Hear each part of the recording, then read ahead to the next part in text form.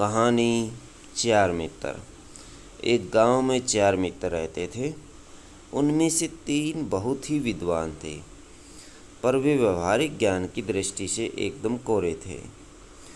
चौथा मित्र पढ़ा लिखा तो कम था, पर व्यवहारिक ज्ञान में माहिर था। एक बार चारों मित्र अपना अपना भाग्य आजमाने राजधानी की ओर चल पड़े। रास्ते में एक जंगल आया। वहाँ उन्हें एक पेड़ के नीचे कुछ हड्डियाँ दिखाई दी। उनमें से एक व्यक्ति ने उन हड्डियों का निरीक्षण करते हुए कहा, ये हड्डियाँ किसी शेर की हैं।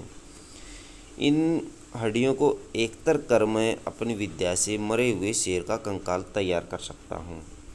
दूसरे विद्वान ने कहा, मैं अपने ज्ञान के बल से उस कंकाल में मांस चढ़ाकर एवं रक्त से भरकर उसे खाल से ढक सकता हूँ। तीसरे विद्वान ने कहा, मैं अपनी विद्या से इसे निर्जीव प्राणी को जीवित कर सकता हूँ। व्यवहारिक ज्ञान में माहिर चौथे मित्र को अपने मित्रों की बात सुनकर बड़ा आश्चर्य हुआ। उसने अपने विद्वान मित्रों को सावधान करते हुए कहा, मित्रों, शेर को जीवित करना खतरे से खाली नहीं होगा। यह सुनकर पहले विद्वान ने कहा, अरे मूर्ख,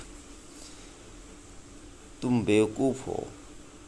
इस बेवकूफ़ को हमारे ज्ञान से ईर्ष्या होने लगी है।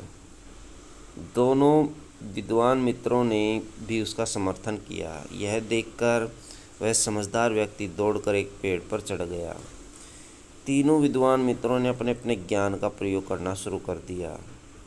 पहले विद्वान ने सारी हड्डियाँ एकत्र कर उसका कंकाल तैयार किया। दूसरे विद्वान ने कंकाल पर मांस चढ़ाकर और रक्त भरकर उसे खाल से ढक दिया।